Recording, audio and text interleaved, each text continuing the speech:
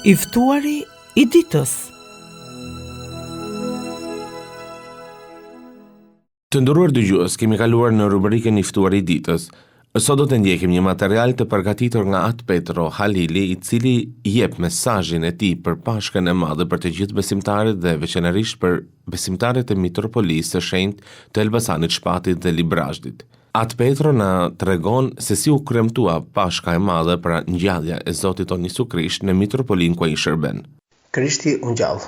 Faleminderit Radios Ngjallja që na jep mundësinë për të ndarë nëpërmjet të valve të saj mesazhe inkurajimi, forcë dhe kurajo për të vazhduar përpara, që gjatë kësaj periudhe Parishë së Vërtetës ka qenë pranë komunitetit ortodoks dhe jo vetëm, me emisione tematika, ndërgjegjësime, inkurajime, të cilët ishin kaq shumë të nevojshme dhe vazhdojnë të jenë aktuale deri në ditët e sotshme.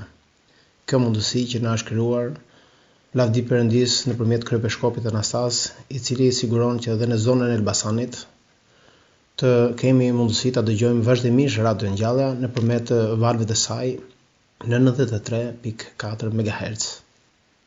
Ajo që të doja të ndaja me të gjithë dëgjuesit është lavdi Perëndis që arritëm në këto ditë të ndritshme, kur bota gjendet në ethet e pandemisë.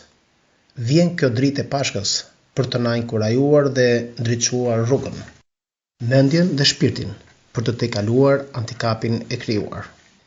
Kisha si pjesë e pandar e shoqërisë me ndriçim perëndie ofron kurajo, shpresë dhe largon frikën. Përgjatë udhëtimit drejt Pashkës, me nxitjen e vazhdueshme të mitropolitit të Elbasanit, hirësisë së tij Imzot Andonit, për të qëndruar afër komunitetit, sa më tepër në këtë kohë pandemie.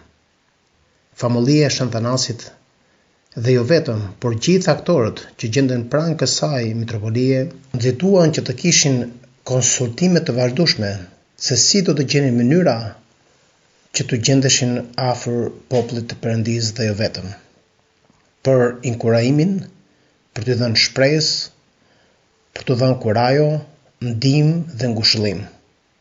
Në këtë moment, mitropoliti Andon thekson: "Të duash Perëndin nëpërmjet të afërmit tënd." Kjo bëri që të siguronim ngritjen e një grupi pune për të mbështetur nëpërmjet logjistikës përkatëse dhe duke koordinuar me ndihma, komunikime, përçim të besimtarët se nuk na braktis Perëndia.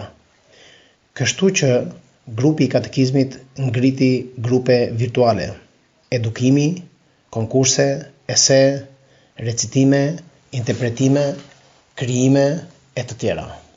Ndërsa besimtarët ofruan shuma simbolike të cilat u mbështetën dhe u shofishuan nga kryepeshkopi Anastas nëpërmjet mitropolitit Andon për të krijuar pako ushqimore afro 175, të cilat u shpërndan duke evidentuar rast pas rasti familjet në nevojë, persona të braktisur dhe jusha, njerëz të panikosur, të humbur shpresën, njerëz me nevoja sociale emergjente. Kështu që përpiqemi të jemi një organizëm i gjallë, ku gjymtyrët të mund të kryejnë funksionin e tyre më së miri dhe lavdi Zotit gjërat janë në trendin pozitiv. Nuk na braktis Perëndia. Atmosfera e Pashkës në mitropolinë e Elbasanit, si anë e këndë Shqipërisë, këtë vit ishte e ndryshme. E ndryshme për shkak të gjendjes tashmë të njohur, ku njerëzit ishin të izoluar, lëvizje të kufizuara dhe një farë mjegulle të frikës dhe të ankthit për gjendjen në të cilën ndodheshim. E megjithatë, të kremtet të cilat kisha i ka listuar në kalendarin e saj liturgjikal, e shtuna Lazarit, e diellet Dafinave, bëri të mundur që disa nga besimtarët të gjenin mënyra dhe forma për të rendur pranë kishave, për të lutur e për të shpresuar në Perëndinë e tyre triadik, Atë, Bir dhe Shpirti i Shenjtë. Dhe kisha nga ana saj kishte marrë të gjitha masat që të mund të gjendeshe pranë besimtarëve, duke nxitur ata të dëgjonin vazhdimisht Radio Ngjallja, nga ku transmetoheshin shërbesat, nga e cila kishe mundësi të dëgjoje mesazhe inkurajimi dhe të mund të dëgjoje tema të cilët i formonin më së miri për të kremtet e javës së madhe. Megjithse besimtarët ishin në numër të reduktuar këtë vit, shërbesat e shenjta të javës së madhe u kryen brenda kishave tona, dhe jo vetëm që u kryen, por për të gjithë besimtarët që kishin dëshirë dhe që na kontaktuan dhe që për hir së vërtetës nuk kishin të pakt, mundësuam të dërgonim atyre deg dafinash, mundësonim të dërgonim atyre vaj nga kandili i kishës, mundësuam të dërgonim atyre qerinj, temjan, ikona, literaturë shpirtërore, biseda telefonike, inkurajimi dhe ngushëllimi. Kjo është e mundur falë nxitjes së vazhdueshme të mitropolitit të Hyrësisë së tij Mzot Andonit, i cili për herë na jep te kurajo që të qëndrojmë afër besimtarëve në këto kohëra të vështira. Brenda kësaj atmosfere, dal nga dal po drejtoheshim darkës mistike, ditës së ejte dhe gjithashtu edhe të premtes së madhe, ditës së epitafit, ditë në cilën një grup besimtarësh gjetën mundësinë të vinin pranë kishës, të ndihmonin në zbukurimin e epitafit, të mund të ndihmonin në bërjen e shërbesës, duke respektuar të gjitha rregullat dhe porositë që janë dhënë në këto kohëra për të ruajtur shëndetin e për të mbrojtur jetën. Dhe hap pas hapi mundëm të rendim drejt festës së festave, ngjalljes së Zotit tonë Jezu Krisht. Ashtu siç na kishte porositur mitropoliti Hyrësia e tij Mzot Andonin që këto shërbesa do të kryeshin, por me një rregullsi dhe me një zbatim të gjitha urdhërimeve nga institucionet përkatëse. Mundëm të shpëndanim flakën e shenjtë brenda stafit, brenda njerëzve të cilët vinin 2 nga 2 apo grupe të vogla që merrnin dritën dhe të gjithë shprenin besim, shpresari, të gjithë shprenin kurajo dhe forcë se drita e mund errësirën. Krishti e mund të keqen, jeta e mund vdekjen. Kështu të gjithë së bashku patë mundësinë që të mund të tokin vezët me njëri tjetrin, duke thënë thënien e bukur ndër shekullore, Krishti u ngjall, vërtet u ngjall. Kjo atmosferë e Pashkës bëri që gjithsecili nga neve ta shikoj botën me një tjetër këndvështrim, me këndvështrimin e shpresës, me këndvështrimin e triumfit, me këndvështrimin se drita është domosdoshmëri për njeriu. Ndaj vëllezër dhe bota me Krishtin, Krishti u ngjall. Nga mitropolia e Elbasanit dhe famullia e Shën Athanasit, At Petro Halili. Të nderuar dëgjues, ne vijim do të lexojmë një material të përgatitur nga Mitropolia e Shenjtë e Beratit për Pashkën. Kaluam edhe këtë vit Pashkën e Madhe dhe të Shenjtë të Zotit, ngjalljen e tij të tretën ditë. Ashtu si çdo vit, shërbesat kremtuese u kryen në katedralen e Shën Dimitrit dhe në kishën e Shën Spiridonit. Me një veçanti të dhimbshme këtë vit, siç e dim të gjithë, pa praninë e besimtarëve. Në mesazhe të shumta shpresë dhe gëzimi u zhvillua çdo shërbesë gjatë kësaj jave të shenjtë. Risia këtij viti ishte transmetimi i shërbesave drejt për së drejti nga katedralja e Shën Dimitrit, ku me qindra besimtar shprestar, brenda dhe jashtë vendit, patën mundësi të ndiqnin të gjitha shërbesat, të kryesuara nga Ati Joani. Kremtimet filluan me të dielën e dafinave dhe në mbrëmje me shërbesën e parë të dhëndrit.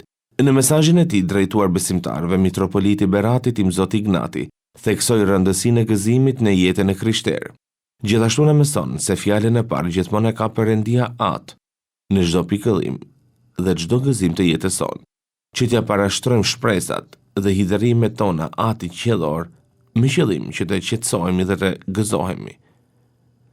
E Hona dhe Marta Madhe vazhduan me shërbesat të dhëndrit në mbrëmje, me ikonën e Zotit Krisht veshur me robë të kuqe në mes të kishës, gati për të pëstuar. Kisha nafton të rrim zgjuar dhe të presim ardhjen e dhëndrit. Të gjithë jemi gati, gjithmonë, dhe të mos mundemi prej gjumi që vjen prej të ligut. Për shkak të masave dhe pamundësisë së besimtarëve për të dalë në mbrëmje, shërbesa e fqelisë të mërkurës së madhe u zhvillua në orët e para të mëngjesit. Besimtarët u njoftuan ditë më parë që shërbesa do të kryhen në mëngjes dhe fill, pasi të mbaronte shërbesa, do të mund të lyheshin me vajin e shenjtë.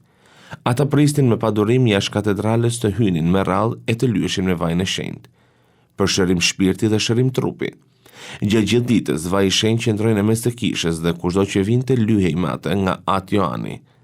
E njëjta e madhe darkës mistike dhe 12 ungjive kaloi në momente qetësie. Zërat e psalteve dhe vajzave të korrit i jehonin në katedrale. I psalnin Zotit të mbërthyer në kryq për mëkatet tona. Të rinjt qëndronin zgjuar gjatë gjithë natës në katedrale duke zbukuruar epitafin, si vazhdimsi i një tradite të vjetër të qytetit tonë. E premtja zes, pas shërbesës së mëngjesit, besimtarë të shumë që mbanin radhën dhe distancën e sigurisë nga njëri tjetri, o dyndën në katedrale për të ndëruar epitafin e shenjtë të Zotit. Në mbrëmje, kanoni epitafit dhe vajtimet e përjetuan me emocione të shumta.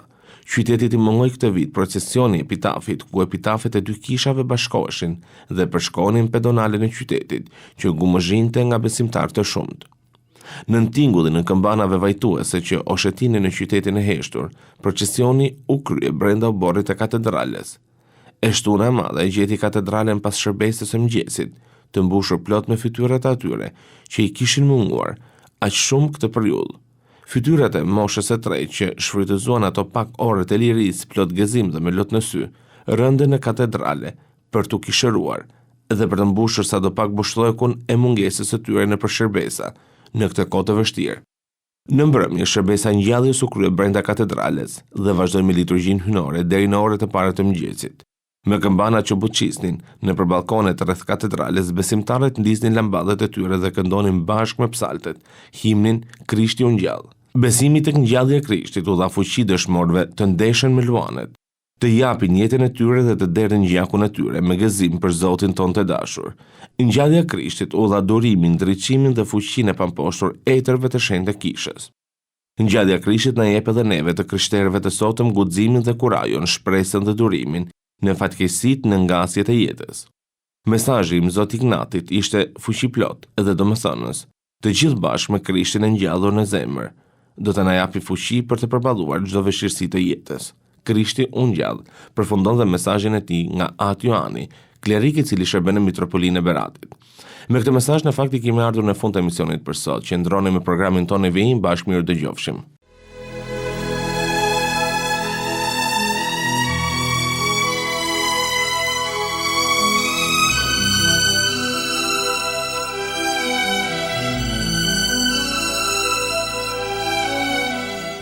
Ndoqët, të ftuarin e ditës.